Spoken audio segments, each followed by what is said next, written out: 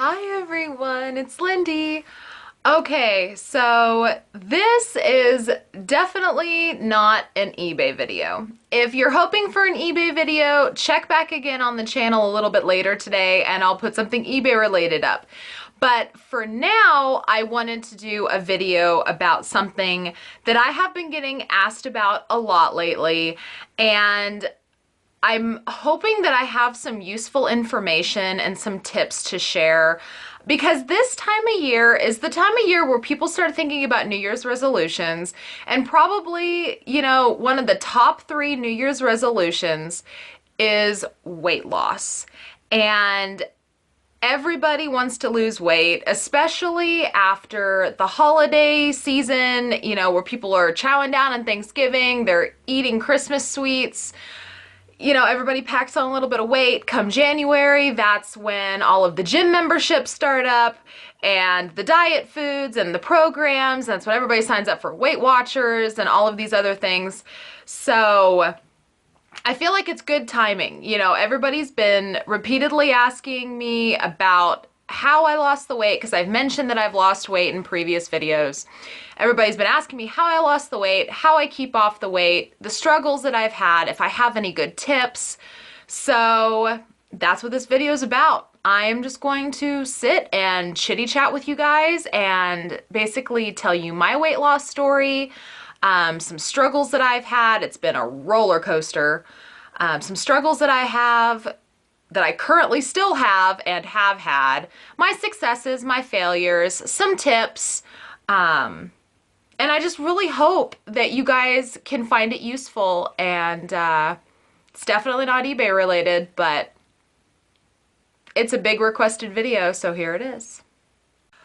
The very first thing, well, there's 2 things that I want to start off with. The very first thing is that I want to make sure that everybody knows that I am not a licensed nutritionist. I am not a doctor. I am not a nurse. I am not a weight loss professional consultant of any kind. I don't endorse any products. I'm not affiliated with any products. I am not getting paid to suggest anything. I'm not getting paid to recommend any products, nothing like that. I'm not affiliated with anything. This is literally everything that I have done, tried, my personal opinions only. I am in no way telling you that this is the way that you should do it. Everybody's different. Everybody has different bodies. Everybody has different ways that they can work things into their life. This is just what I've done. Next, the next thing, number 2. If you are wanting to lose weight, you need to make sure that you are losing weight for you and nobody else. That's a big one, okay? If you are just trying to lose weight so that you can look better to other people, number 1, it's not going to happen, because you are not going to be motivated enough to lose the weight if you're just trying to impress other people. And number 2, you should be losing weight for yourself. You should be losing weight for your better health so that you can feel better, so that you can boost your own confidence. That's the reason why you should be losing weight. You should not be losing weight to impress other people only. So if you are confident in how you look and you feel good and you have no health concerns, there is no reason for you to be losing weight just because other people think that you should be. So let's get that right out of the way. Lose weight for you, not for other people. So, okay, without further ado, here's my story. So I was always an overweight person. When I was, my God, I remember being in third grade, this is how distinctly I remember. I remember being in third grade and weighing about 135 pounds. I don't know why that sticks out in my head like it does, but I remember being like 8 years old and weighing 135 pounds. I mean, I'm very tall as well. I've always been tall. I mean, I am almost 5'8", or I'm sorry, I'm almost 5'9" now, and I was 5'8" when I was in 5th grade. So when I was 11 years old, I was just about as tall as I am now. So I've always been really tall. And of course, if you're really tall, you're going to weigh more. So that's just how it is. But, you know, I remember being in 3rd grade specifically and not being able to seesaw with other kids because I was so heavy. It would take like 3 or 4 other kids on the other side of the seesaw to get me up off the ground. So I was always a chunky kid. And then of course, going into high school, I was always the fat friend with the good personality. You know, I was always the girl that went to dances without a date because nobody wanted to go with me. I never had boyfriends. And then when I did have boyfriends, they'd basically treat me like garbage because, you know, I was just happy to finally have a boyfriend or whatever. So yeah, so I always struggled with weight. When I graduated high school, I was probably 230 pounds, maybe 230 pounds. But of course, you know, I'm like 5'8.5", so I'm really tall. But so I was chunky. And then after I graduated high school and got married and got pregnant with my first son, after I got pregnant with him, of course, I gained a whole lot of baby weight.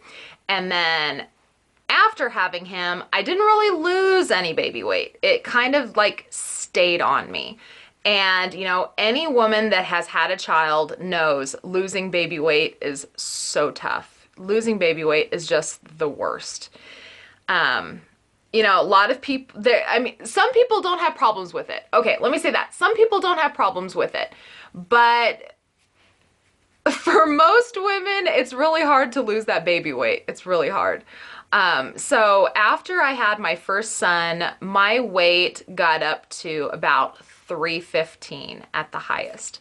So at my highest weight, I was about 315 pounds. I was not comfortable with myself. I knew that I had a whole lot of health issues. At the time, I had asthma. I had always had asthma, though. I grew up with asthma. And I just dealt with a lot of joint pain, and I had a lot of headaches. And I was really concerned about diabetes because diabetes runs on both sides of my family. So I had some concerns about that.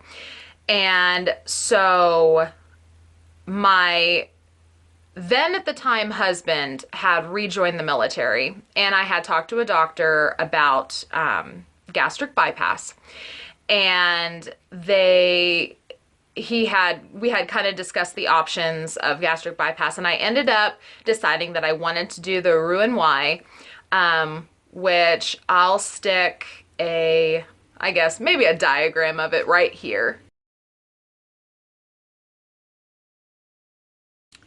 So basically, it was the decision to reroute my entire intestinal system and chop off my stomach. So it's kind of funny. I actually have like a big hunk of my stomach just like floating around inside me. Fun fact, I just have a floating stomach inside me doing nothing. But so I had to go do some testing in order to qualify for that for insurance purposes. In order to get qualified for that, I had to do a psychiatric evaluation, and that sucked. That was like, they sit you down. It seriously feels like a mind game. They sit you down with a questionnaire. At least this is how it was for me. They sit you down with a questionnaire of 500 questions, and all of the questions are like word problems. They're like, I have not ever, nor I will ever think about committing suicide. Huh? I have not, nor will not ever drink alcohol when I feel sad. Have not, will not. Mind games. That's all they were. And then you talk to the psychologist and they ask you to like draw pictures. like, draw a square. Draw a circle for me. And you draw it and they're like, why did you go over this line twice? Are you feeling angry? I'm like, oh, come on. Just trying to watch my mouth, sorry. And basically the whole reason for the psychiatric evaluation is just so that they can make sure that you don't have a crazy addictive personality, because there are a lot of people that go through gastric bypass and they end up having a really super addictive personality. And when someone with an addictive personality can't turn to food for comfort, they end up being alcoholics or drug users or abusing people, things like that. So they just wanted to make sure that I wasn't like this crazy addictive personality person. But the funny thing is, I do have an addictive personality, and that's basically when I started becoming an extreme couponer. Was when I couldn't eat my feelings. I started like stockpiling stuff. So I don't know, it was a little weird. So anyway, and they told me that I needed to go have a sleep apnea study, because sleep apnea is a big thing with people that are overweight, because it can be really, really dangerous. And then they told me that I would have to go through 6 months of nutritional logs and seeing a nutritionist every week to see if I can lose weight, the good old-fashioned way. So I went and I did a sleep apnea test. I did a sleep apnea study, and I passed, failed, I don't know what you would want to call it. I passed the sleep apnea test with a positive rating, meaning I failed it miserably, if that makes any sense. I went in to do the sleep test, and they decided within 90 minutes that I had severe sleep apnea, because what they do is when you sleep, they put all of this crap all over you, and they monitor your breathing while you sleep to see how restful your sleep is. And they came to determine that I was having 83 ppm of my breathing every minute. So ppm stood for pauses per minute, which meant that every single minute I was asleep, there was 83 pauses in my breathing. How in the hell can someone pause their breathing 83 times in 60 seconds? It's because when I would breathe, I would do like the shuttered breathing, and I wasn't getting like full oxygen while I was sleeping. So they woke me up and was like, yeah, you got some crazy severe sleep apnea. So, and at that point, my sleep apnea was so bad, that coupled with my asthma, coupled with my diabetes, warning, diabetes could be in your future. They decided that that was severe enough to go ahead and approve me for gastric bypass surgery without having to go through the 6 months of nutritional counseling, monitoring, whatever. So basically, within a month after having my sleep apnea test, I was scheduled for surgery, which was like 3 weeks after that. So I ended up having gastric bypass done in the beginning of January 2010. So next week for me will mark my 7 years of gastric bypass. So 7 years ago next week, that's when I had my gastric bypass done. Happy anniversary to me. So after gastric bypass, first of all, let me say, I would rather have gone through labor 3 times in a row than deal with that pain again. Oh my God. Talk about pain. You know, my mom is a nurse, and she tried to tell me, because I think I'm tough. I'm like, I'm so tough. I can handle pain. And my mom's just like, no, you have no idea what this is going to feel like. She says, you are going to be in more pain than you can imagine. And I'm just like, whatever. And my mom's just like, Lindey, they are going to reroute your insides. It's going to hurt. And I'm just like, yeah, whatever, okay. And my mom was insisting, because at the time, my husband was deployed, and she was insisting to come help me for like a week and a half with my son, who was at the time like 3 or 4 years old.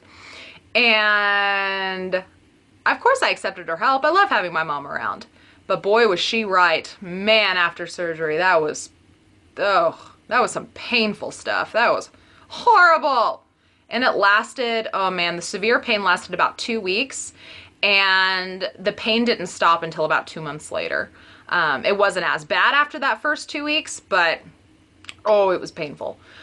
So anyways, you know, talking about gastric bypass is like a whole big thing on its own, but I won't get too much into that. After having the gastric bypass, I ended up losing about 100 pounds in the first 6 months.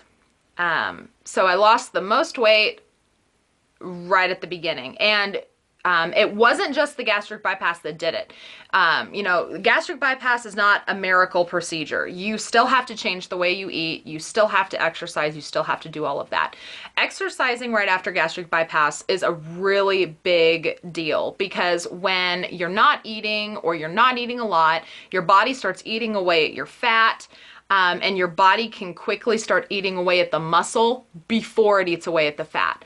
So when you are in those beginning stages of losing weight through gastric bypass, you have to be exercising so that your muscles are being active so your body doesn't eat it away. So I was, you know, I bought an elliptical, and I was on the elliptical like 90 minutes a day. I did like 30 minutes in the morning, 30 minutes at lunch, 30 minutes at night on the elliptical. And I was eating, oh my gosh, in the beginning with gastric bypass, you eat like 500 calories a day. It's ridiculous. So I lost like 190 or 100 pounds in the first 6 months. And then I lost another 30 or 40 pounds in the second half of the year. So all in all, in that first year, I lost about 130, 140 pounds, give or take. So it was a success.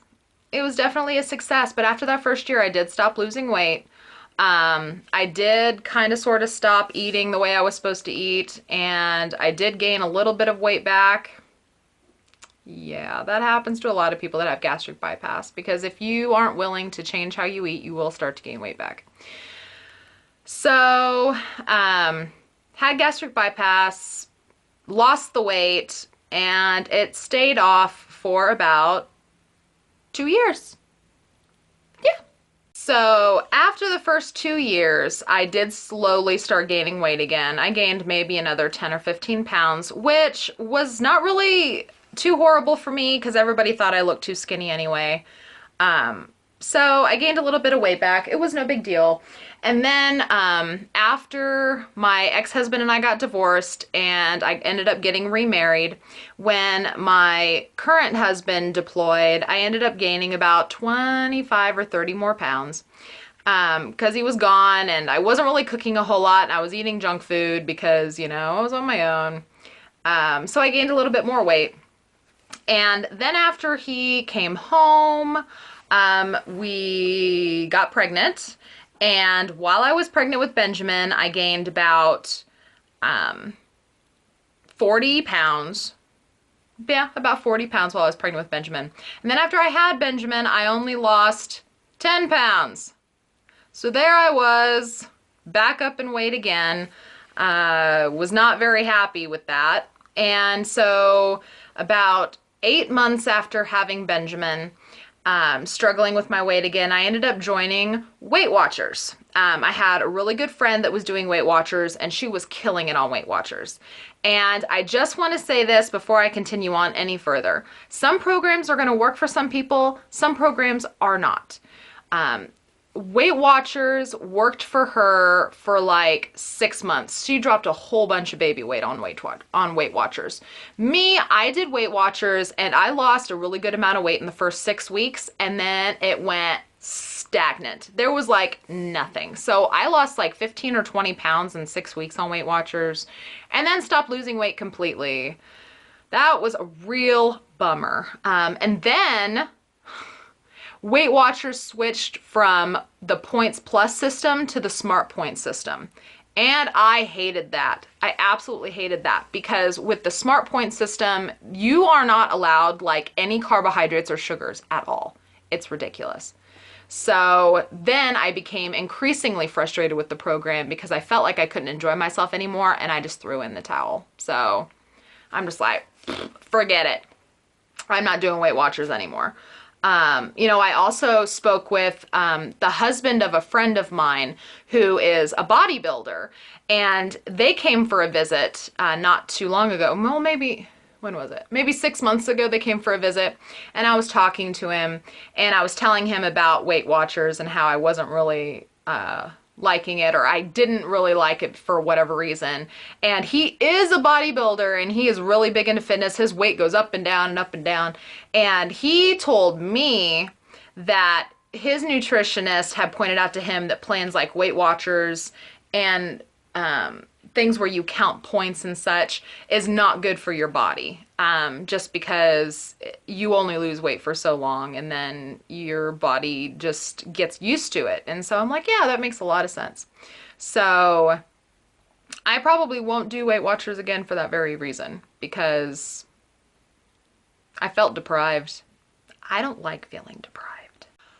Which brings us to the current, the Lindey diet. I call it the Lindey diet because I just do what I do, what I feel like doing. So a lot of people have been asking me recently, are you losing more weight? Yes, I am. I am, not on purpose, but I am. And so now that you guys know my story and you know about like how I lost weight initially, how I gained it back, and then I started to lose it again, and I tried Weight Watchers, and it's like all of this stuff. Now we've come to the point in the video where I'm going to give you my opinions of what has worked for me, what consistently works for me, what I do, the tips I have, and so on and so forth. The first tip that I have for you is to up your water intake. For serious. Okay, full disclosure, I'm sitting here drinking a Coke Zero. I find that when I drink nothing but water, that's when the weight starts to fall off. If you are putting carbonated drinks in yourself, even if it's diet soda, it's going to stunt weight loss. You can still lose weight while drinking diet soda, but there's a couple of reasons why a lot of people say it stunts your weight loss, and I believe them to be true. I don't think that it's a bunch of hogwash. Number one, your body is not processing it like water, and your body needs water to digest things and to operate. Your body is, what do they say, 98% water. You need straight water in your body. If your body's going to operate, burn calories, use energy, you need to have straight water go into your body. And also something that a lot of people say is diet soda is not good for weight loss because it's going to make you crave sweets and snacks. And I totally believe that to be true. It's really hard for me to just drink a diet soda and not feel like I want chips with it, or not feel like I need a snack. So that's totally true. Also, diet soda does not fill up your stomach. It puts air into your stomach, which means that your stomach is not going to feel full. It's going to feel bigger and empty. And that's probably why you feel the need to snack when you drink diet soda. So, but when you drink water, your stomach fills, and there's no air bubbles to expand your stomach and leave you feeling hungry. So that's why you will hear a lot of people say, if you're hungry, drink a big glass of water first and see if that curbs your hunger, because water will fill your stomach. So when I really started kicking up my weight loss and really needed to lose weight and really started to lose weight, that was when I was drinking about a half a gallon to a full gallon of water a day. I know that that sounds like a lot, but if you break it down into ounces, that's only about 120 ounces a day. And that's like, let's see, a bottle of water is 16 ounces, right? So 30, let's say 30, 60, 90, it's like 8 bottles of water. It's like 8 bottles of water. And really, that shouldn't be that hard if you stick them in the fridge and you pull out bottles of water. Or you can take a gallon jug of water and you can either just drink the gallon jugs of water that you buy at the grocery store, or you can get yourself a gallon-sized pitcher and fill it with water and stick it in the fridge. And then just every night before you go to bed, that's what I did. Every night before I went to bed, I would take a gallon pitcher of water, I would fill it with water, and I would stick it in the refrigerator. And I would try my hardest to drink that whole gallon of water. And I can about promise you, if you switch to straight water and start drinking about a gallon a day, you will start flushing stuff out of your body, like for serious. Water makes all the difference.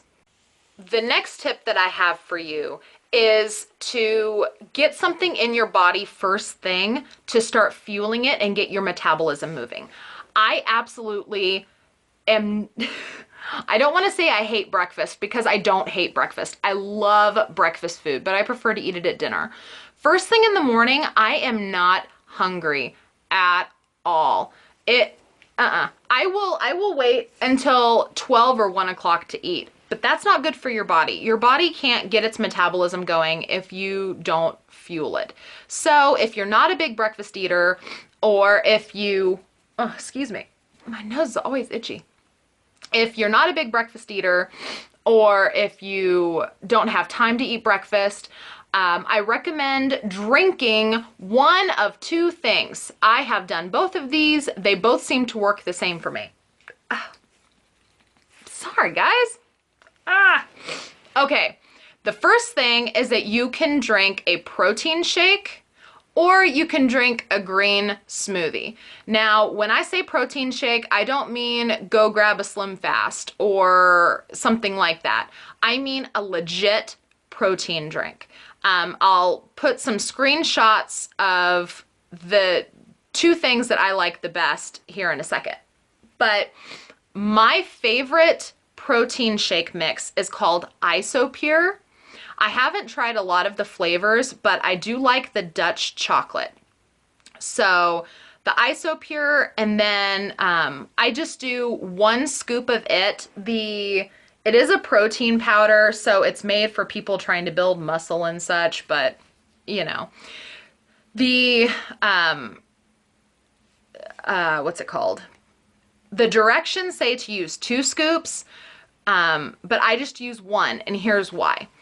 When I did work with my doctor a little bit on nutrition, I did learn that, at least for women, men might be different, but for women, it's really hard for the female body to absorb more than 40 grams of protein at one time.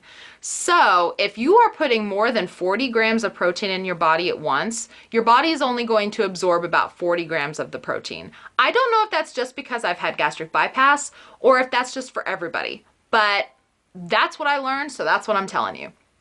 So the fact that 2 scoops of the Isopure protein powder is equivalent to 50 grams of protein, I don't really need 50 grams of protein all at once. So 1 scoop of 25 is plenty. And then to add to that, I do a couple of teaspoons of the PB2, which is powdered peanut butter.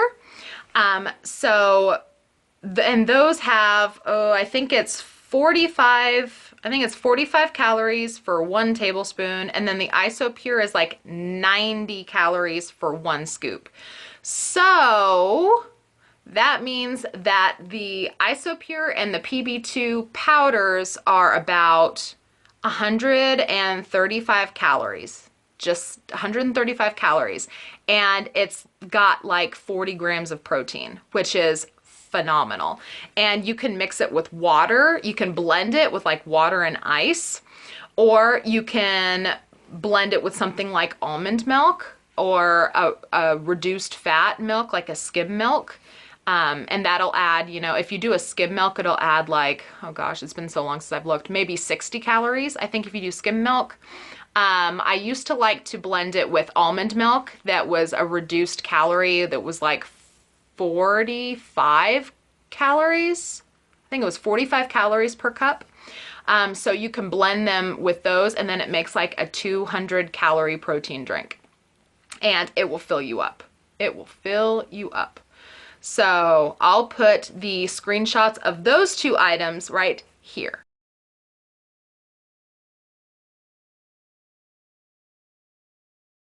The next thing that you can do if you don't want to do a protein drink is you can do a green smoothie. For the longest time, my favorite and the one that I thought contributed the most to weight loss when I was losing weight, the green smoothie was half of the cup. I used what's it called? A Ninja blender. I mean, you could use a Magic Bullet or whatever, but I like the Ninja blender because it's much bigger and it juices vegetables. So the Magic Bullet doesn't really juice anything. It's not powerful enough to. It just blends everything. But the Ninja will juice the green vegetables. So I will fill like the giant cup. I will fill like half of it with spinach and a spinach and kale mix, raw spinach and kale. And then I'll do like half a mango and a whole banana. And then I'll fill it the rest of the way with ice and a little bit of water, and I'll blend it up. And I might put a little bit of sugar or Splenda in it just to sweeten it just a little bit because the spinach and the kale can get pretty bitter. So the mango and the banana might not be sweet enough to sweeten it enough for you. So I put maybe a packet or two of Splenda in there.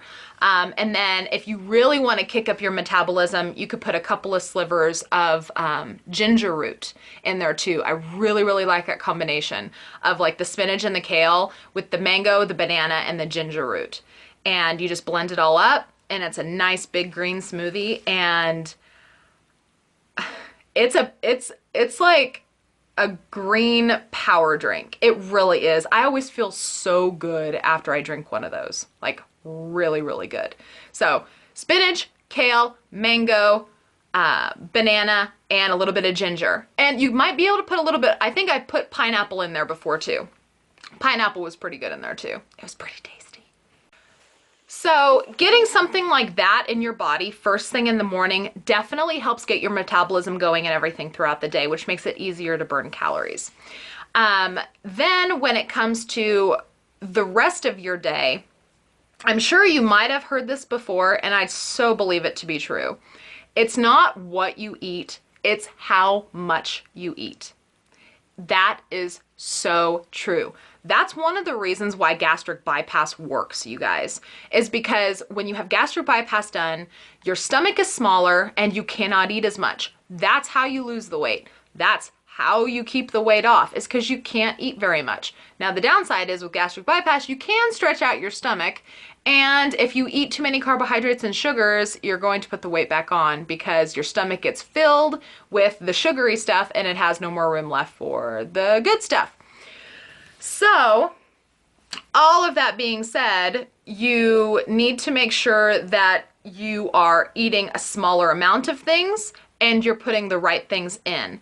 So, if you follow the logic for gastric bypass, you need to eat about half of your meals. Half of the meal needs to be protein. So if you are eating food, of course not fried food. If you're eating a meal, make sure that half of whatever you eat is like a lean protein, like chicken or even beef. Just be careful with the beef because it can get really fatty. Choose a leaner cut of meat if you can. But just eat like half of everything protein because protein is going to fill you up. And then beyond that, you'll want to do like let's see, if we're dividing up your plate 100%, 50% is the meat. And then of the remaining 50%, like half of that should be vegetables. And then the remaining 25% should be split between a carbohydrate and a grain. So that's kind of how it should work. 50% protein, and then another 25% vegetable, and then the remaining 25% should be like 12.5 grain, 12.5 carbohydrate, or of course that would mean that the rest of it is carbohydrate, but healthy grains and carbohydrates and potato. You can have some potato. So that's kind of what your plate should shoot for. And then of course you should snack on fruit. Just try to not snack on too many bananas, because if you snack on too many bananas, bananas have a lot of calories in them, and a lot of sugar. So try to not have more than one banana a day. But if you're gonna snack on fruit. Now, all of that being said, that is how you should gear your meals to lose weight. You know, try to stay away from the fried foods. If you're going to cook in fat, try to cook in coconut oil. Coconut oil is much better for you. And then, you know, notice how I'm not giving you like a strict meal plan. I'm not giving you like the 21-day fix and telling you, oh, you do this and that. Eat whatever the hell you want. Just try to gear it towards those sections and portions. Now, this is something that I have come to determine, and this is something that I live by. You need to cheat. You need to cheat. You do. And here's why. Anytime I've been on a strict diet regimen, like telling myself, okay, I'm going to have this many calories, or I'm only going to eat this kind of food, or I'm going to stick with chicken for lunch every day. Anytime I've done any rigid regiment, anything like that when it comes to eating for weight loss, I go stagnant. The weight loss is like, woo, for a couple of weeks, and then it goes away. You know why? Because your body gets used to it. The only way that you will consistently lose weight is to trick your body. I don't have any medical evidence to back it up other than my personal experience. So you got to treat yourself. You got to have a couple of pieces of chocolate. You have to enjoy a piece of birthday cake. You know, don't deprive yourself, because also if you deprive yourself, when you cheat, you're going to cheat big. So having a little piece of cake is not going to kill you. It's not. Having a couple of pieces of candy while you sit and work is not going to kill you. What's going to kill you is not having any sugar for a week and then eating a whole cheesecake by yourself. Yeah, because that will happen. You have to give yourself the ability to enjoy food, because if you deprive yourself, you're going to cheat way too big and you're going to blow it all. This also, this regiment of cheating a little bit and having a little bit of sugar, or having, you know, a burger on a Saturday afternoon, it's also going to keep your body from getting so used to eating healthy foods that it's going to expect that you're only going to eat 1,200 calories, and then it's just going to stay stagnant.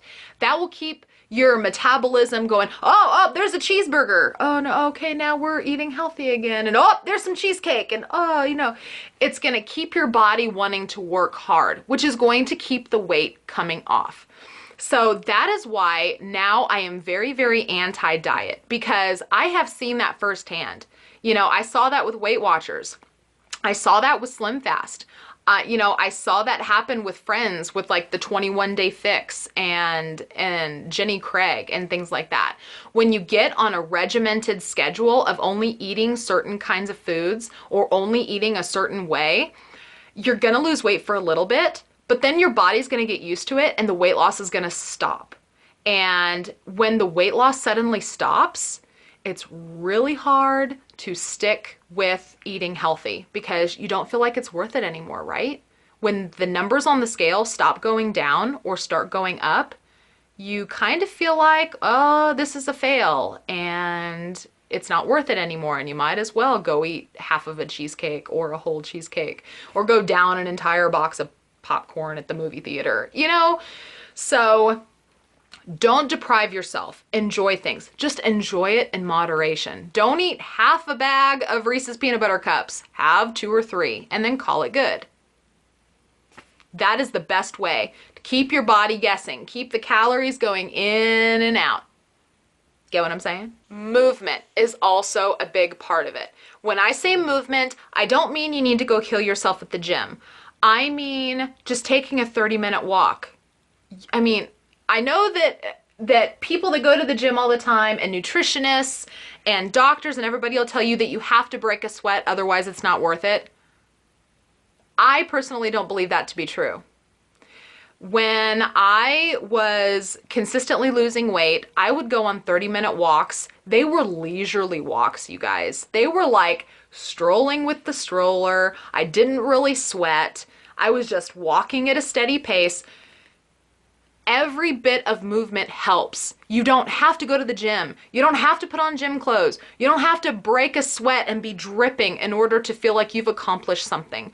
Just getting out and walking, doing something, some kind of movement, or standing. You know, when I started losing a lot of the baby weight that I had to lose, which I have lost all of the baby weight now. I'll just say that. I've lost all of the baby weight and an additional 20 pounds. Yes. So I am right back to where I need to be. But anyway, when I was trying to lose the baby weight, even just not sitting, like when I would package my items for eBay, I would stand. I would stand to package the items. Just the act of being on your feet is better than sitting. You know, and I've also heard a lot of people swear by the, what do they call it? Fidgeting. Like if you are sitting, if you like move your feet like this, or wiggle your toes, or wiggling your fingers, you're burning calories because your body's having to work for something. Spirit fingers for losing weight, yay! So even if you're sitting still, tapping your feet or bouncing your leg, you know, being really fidgety, you're burning calories. So, you know, just moving. You don't have to break a sweat, just move. Get out and do a 30-minute walk, or walk up and, you know, that's something else that I did too. I would walk up and down my stairs, like, when I would go upstairs to grab some shipping labels, rather than just walking up and walking back down with the shipping label, I would walk back up, walk back down. I would do it like 3 times, and then I would go get the shipping label. So, you know, just little things like that. And, you know, it might get hard. It might be hard to get into the routine of doing that kind of thing, but when you do get into a routine of doing it, it works. It's very, very helpful. So always be moving somehow. Even if you're sitting still, tap your leg or something. Burn those calories. Another big tip is one that I learned while I was preparing for gastric bypass. Before you go through gastric bypass, you have to lose about, I don't know, for me it was 10 pounds. I think it has to be a certain percentage because they want you to shrink your liver for the procedure. So the entire week before I had surgery, I was on a liquids only diet. Talk about hard. It was like the week after Christmas and I could only have liquids. It sucked. It sucked so bad. So one of the things that I learned was how to curb hunger without drinking like a whole bunch of calories. So if you do get hungry and you're trying to avoid snacking, which you should definitely avoid snacking if you're trying to lose weight, at least a lot of snacking. Whew, if you want to grab a handful of almonds or something, or a couple of chunks of cheese, go for it. But you want to avoid picking up that bag of Doritos, you know, that kind of snacking. So if it's late in the evening and you're feeling a craving for a snack, or if it's in the middle of the day, something that you can do to curb those cravings that's a little bit better than just drinking a big glass of water is to drink warm liquids. Me personally, what I do now is I drink coffee. I mean, you guys have heard me say how much I love coffee. But I will drink, you know, coffee anytime I'm starting to feel hungry and I know that I don't want to eat anything. I'll just drink a warm cup of coffee and I'll be good. Coffee seems to make my stomach feel completely satisfied. So I'll drink a cup of coffee. But when it's like late at night or something and I'm feeling hungry, I will drink warm broth. Like chicken broth, but I don't drink like the Swanson's chicken broth that you put in soup. I like the Magi, is it Magi? Bouillon. It's the pollo bouillon. It's like a seasoned chicken bouillon, and it's in the Latin foods aisle at Walmart. I will just take a little bit of water and I will heat it up, and then I will sprinkle some of that in there, and then I will just sip on it. Another alternative is to make yourself like a can of Campbell's chicken noodle soup. However, you know, the noodles do have have carbohydrates in them. So you have to be really careful with your calorie intake on those. So that's why I just suggest the chicken broth, or I'm sure you could drink the Swanson's chicken broth if you wanted to. I just prefer not to drink like straight chicken broth. To me, it's a little too chickeny. I don't know. But you have to be careful with the sodium intake. Let's not forget about the sodium intake. I know that I started talking about drinking chicken broth and a lot of you guys were like, the sodium content is insane. Yes, it is. So don't get into the habit of drinking it like water, because, oh, that sodium will get you. That's not good for you either. Nope. Okay, you guys, I'm sure that I rambled on way too long, but you know, there was a lot of questions that I know that people had, and I wanted to give as much tips and advice as I could from my personal experience. I hope that you found it helpful. If you have any other questions about, you know, the tips that I gave about trying to lose some weight for the new year, you know, feel free to leave them in the comments, or you can email me. My email is in the video description. I would be more than happy to answer any questions on the subject. Any questions that you might have about, you know, gastric bypass, if you're thinking about it. That's a question that I get a lot. A lot of people that know me outside of YouTube that know that I've had gastric bypass, you know, they're always asking me questions and things like that. So I don't mind answering questions about that. So if you have any questions about gastric bypass, feel free to leave it. If you have any questions about Weight Watchers, if you're doing Weight Watchers or considering Weight Watchers, feel free to ask a question about it. I might be able to answer it. And then, you know, just about losing weight in general, if you have any questions, feel free to leave it below or email me. You know, if you like this video, I guess give me a thumbs up. If you haven't subscribed to me, please do. I'd love to have you. So, you know, thank you guys again so much for watching. I will see you with my next video. Bye.